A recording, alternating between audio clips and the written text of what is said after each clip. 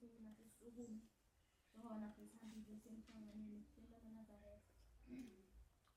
NaManazaretha ngomunye inkosi emthandile yamema emhlelo kaManazaretha wahlala amaviki amathathu uNazaretha asibonile ubukhulu bukaShembe. uShembe noNazaretha uNkulunkulu. Besibaningi futhi uShembe ushilo wathi bancane thina. Baningi abasetha. uNazaretha ngizoxoxa kakhulu kumakhosazana. Amakhosazana bengicela ukuthi qhubeke siphatheni kahle. Jabulise abazali. Futhi kumnandi emhlanganweni.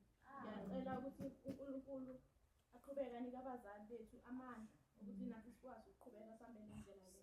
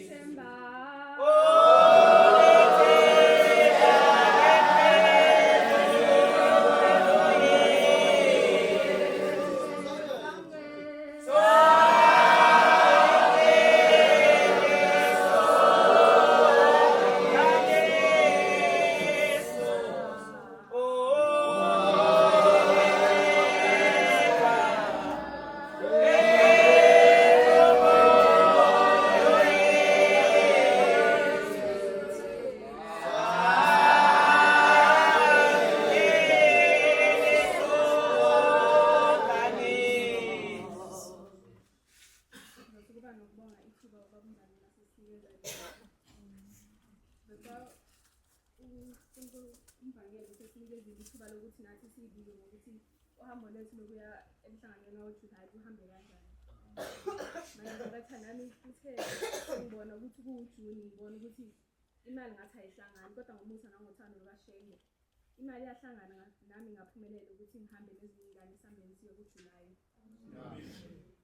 Ngizothanda ukubonga uNkulunkulu kaShembe ukuthi asibonise singamakhosazana ukuthi siqhubeke njalo sigcinile size sifike la esimele sifike khona. Kwathi Manazaretha lapho siya khona entanda Manazaretha sasivula khona inkosazana sasinayo sivula sonke.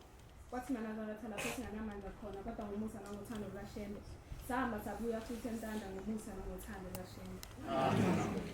Manazaretha ngicela abazalini bethu ukuthi ngathi bangaba nemali ukuthi basithengele imvunulo zonke iphelele ngomusa nangothando ngoba Manazaretha kuhle ukuhloba kasikhombisa Manazaretha. uNkulunkulu uyasithanda singamakhosazana nathi singaqhubeka njalo sizithande sizibone ukuthi nathi siyisibuko sikaShembe sihlale kuye singafuni kuyena. Kwathi Manazaretha lapho kwakuyi-25 sibuya ey'bukweni Manazaretha kwakuwuLwesihlanu. Umgido wamakhosazana wawusukhuphuka sasesiqedile ngomJafethu. Kwathi Manazaretha sesikhuphuka kwathi uShembe washe ngenkathi sikhuphuka noShembe kanti uyehla. Manazaretha uShembe waqhela emgwaqeni sakhuphuka intombi. Ngothando ngibonile ukuthi Manazaretha uShembe uyasithanda singamakhosazana ngathi singaqhubeka siphathe kahle sihlezi siphansi kwakhe singasuki kuyena. Nathi Manazaretha ngathi singaqhubeka simthanda uShembe singasuki kuyena ukuthi uma kuwukuthi labantu abazayo unyazezulu athi labantu abaningi abazayo singathi singaqhubeka ngathi ekuzeni kwalabantu labo nathi sibe sikhona singasuki kuyena ngoba ngaphandle kwakhe akekho omunye umdala esingathi singaba naye.